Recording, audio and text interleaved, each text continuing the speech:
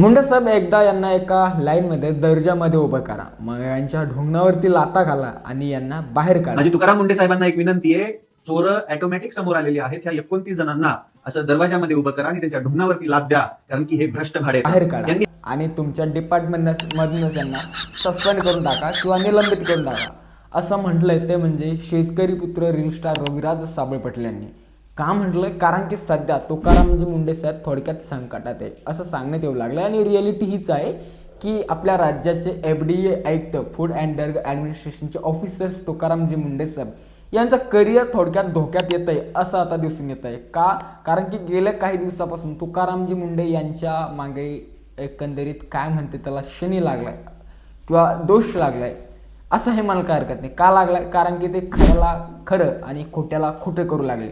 यामुळे आजपर्यंत त्यांनी फूड अँड ड्रग ॲडमिनिस्ट्रेशन या खात्यात आल्यापासून त्यांनी जे काही कामे केले ते फक्त इमॅजिनरीने केले. हे तुम्हाला माहिती, आम्हाला माहिती. काही अधिकारी आणि बऱ्याच काही राजकीय पदाधिकाऱ्यांना त्यांना जे आहे की या पदावरून हटवण्यासाठी जे नाही ते षडयंत्र रचले आणि काही ना काही ते त्यांच्या षडयंत्रामध्ये आता कामयाब होताना आपल्याला दिसून येत आहे. नेमकं संपूर्ण स्टोरी काय आहे आणि तुकारामजी मुंडे साहेब यांच्याविषयीचं अपडेट काय याचा आढावा थोडक्यात ह्या व्हिडिओच्या माध्यमातून आपण इथे घेणार आहोत. नमस्कार मित्रांनो, मी योगेश फावळे. मित्रांनो, तुम्हाला माहिती आहे की मे महिन्यापासून, मे 2026 पासून आपल्या राज्याचे फूड अँड ड्रग ॲडमिनिस्ट्रेशन जे काही अन्न आणि औषधालयाचं खातं आहे, जे मेन खातं, याच्यावरती तुकारामजी मुंडे साहेब यांना बसवण्यात आलं होतं. यांना याच्यात कार्यरत करण्यात आलं होतं महाराष्ट्र गव्हर्नमेंटच्या माध्यमातून. आणि तिथून पुढे त्यांनी जी काही मोहीम सुरू केली, अगोदर त्यांनी भेसळखोरांची विल्हेवाट लावली, जे काही भेसळखोर होते. मग त्याच्यानंतर त्यांनी गुटखा, पान मसाला, जे काही इनलिगली फूड आहे ते विकत होते पानटापऱ्यावरले इतर विविध ठिकाणी, ते त्यांनी बंद करून टाकले. हालाकी बंद झाले नाही, नावाला बंद झाले असं म्हणणं आहे, परंतु आजही गावखेड्यांमध्ये बऱ्याच प्रमाणात गुटखा हा विकला जातोय. गुटखा कोणत्या कोणत्या प्रकारचा असतं हे व्हिडिओमध्ये ते सांगता येत. परंतु हे सर्व काही कामे झाले, परंतु आता तुकारामजी मुंडे साहेब यांच्या विरोधात बरेच काही याचिका थेट सुप्रीम कोर्टापासून ते दिल्ली हायकोर्टापर्यंत दाखल करण्यात आल्या. नक्कीच मित्रांनो, सर्वतः तर एका दूध डेअरी फार्मने त्यांच्या विरोधात तक्रार नोंदवली होती. हालाकी त्याच्यामध्ये सरळ जर की ते बघितलं असतात तर तुकारामजी मुंडे साहेब यांची काहीच गलती नाही. कारण की आजपर्यंत जेवढे पण अधिकारी ह्या क्षेत्रात आले, या फील्डमध्ये आले, त्यांनी थोडक्यात लाचखोरी केली, घुसखोरी केली आणि चूप बसले, आपलं तोंड बंद केले.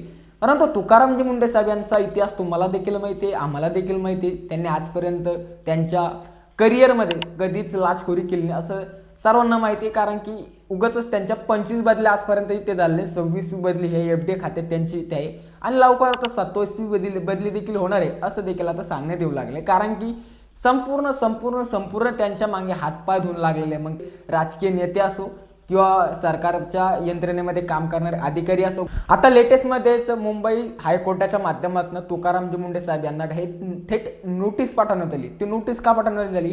कारण की तुम्ही जी कारवाई केली ती कारवाई योग्य पद्धतीने केली नाही. एका दूध डेअरी फार्मवरती एका दूध डेअरी फार्मवरती त्यांनी कारवाई केली आणि तिथे त्यांना भेसळयुक्त दूध आढळलं. मग तुम्हाला तर माहिती आहे की तुकारामजी मुंडे साहेब यांचं काम कसं थेट ऑन फायर आहे. ते म्हणजे गलत सापडलं की त्याला सोडतच नाही, त्याला सुट्टी देत नाही. त्या दूध डेअरी फार्मचा शिक्कामोर्तब करून त्याला जागीच तिथे बंद केलं आणि त्याचं लायसन्स सीज करून टाकलं. परंतु त्यानंतर त्या दूध डेअरी फार्मवाल्या मालकाने काय केलं, थेट मुंबई हायकोर्टामध्ये आपल्या वकिलांना घेऊन धाव टाकली आणि तिथे त्यांनी आपला सर्व काही खटला दाखल केला. मग कोर्टाने निकाल दिला की बरोबर आहे की तुकारामजी मुंडे साहेब यांनी काम केलं ते अयोग्य आहे. कमीत कमी किमान 14 दिवसाचा कालावधी त्या दूध डेअरी फार्मला यांनी कायद्यानुसार द्यावा लागत होता आणि तो त्यांनी दिला नाही. कारण की 14 दिवसाच्या आत जर कधी हे सर्व काही भेसळयुक्त आहे की नाही ते सर्व काही त्यांनी तिथे सिद्ध केलं असतं. परंतु तुकारामजी मुंडे साहेबांचं म्हणणं पडलं होतं की मला जे सॅम्पल्स मी इथे कलेक्ट केले त्या सॅम्पलच्या माध्यमातून या दूध डेअरी फार्ममध्ये मला सरळ भेसळखोर आणि सर्व काही भेसळयुक्त दूध इथे आढळलं असं त्यांचं म्हणणं होतं.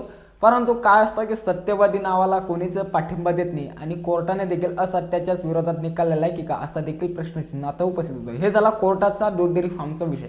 आता दुसरा जो विषय महत्त्वाचा आहे तो म्हणजे थेट त्यांच्या कार्यक्षेत्रामध्ये कार्यरत असलेले तत्पर असलेले काही अधिकारी, 1 नाही 2 नाही 4 नाही 5 नाही 10 नाही, तब्बल 29 अधिकाऱ्यांनी डायरेक्ट थेट तुकारामजी मुंडे साहेब यांची तक्रार घेऊन आपल्या राज्याचे अन्नमंत्री FDA मंत्री हे नरहरी झिरवळ साहेब यांच्याकडे धाव घेतली आणि तक्रार काय नोंदवली की तुकारामजी मुंडे साहेब यांच्या कामामुळे, यांच्या आदेशामुळे आम्हाला ओव्हरटाईम ड्युटी करावं लागले.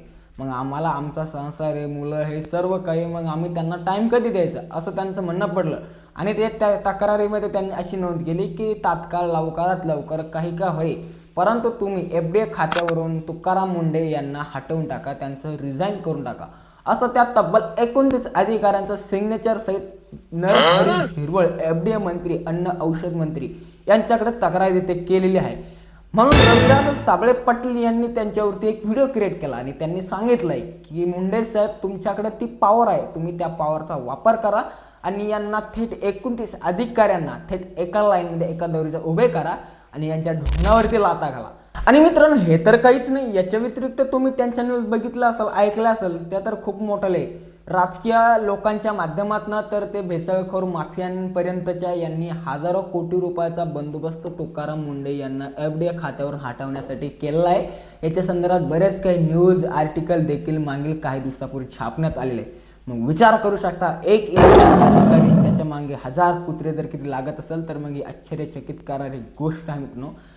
खरं तर तुकारामजी मुंडे साहेब आपल्या महाराष्ट्र FDA पदावर आले म्हणजे खरं तर लोकांना देवच पायाला, पंढरीचे विठ्ठलच पावले असंही मला काही हरकत नाही. कारण की मित्रांनो, तुम्ही आम्ही जे काही अन्न खातोय ते अन्न नव्हतं, ते जहर होतंय आणि ते तुकारामजी मुंडे साहेब यांनी अनेकदा इथे आता सिद्ध करून दिले. ते म्हणजे अवघ्या मागील 2 महिन्याच्या कालावधीमध्ये. मग ते दूध असेल, पनीर असेल, बटर असेल, बेकरीमध्ये स्वीट्स असेल, बरेच काही विविध ठिकाणी जे काही विकण्यात येते त्याच्यामध्ये फक्त आणि फक्त भेसळच होती. जिथे पुरवठा होत नाही तिथे भेसळ करून पुरवठा करत होते आणि दुगण्या पद्धतीने नफा कमवत होते. आणि आता बंदोबस्त तुकाराम मुंडे यांनी केला. सरळ सांगायचं झालं तर जे काही सरकारी कामात कार्य करणारे अधिकारी त्यांच्या क्षेत्रामध्ये त्यांच्या घुसखोरी, लाचखोरी यांनी हप्तेच बंद करून टाकले की काय, असं देखील प्रश्न इथं उपस्थित होतं. तुम्हाला काय वाटतं? तुमची राय कमेंट बॉक्समध्ये नक्कीच करू शकता. खूप खूप धन्यवाद.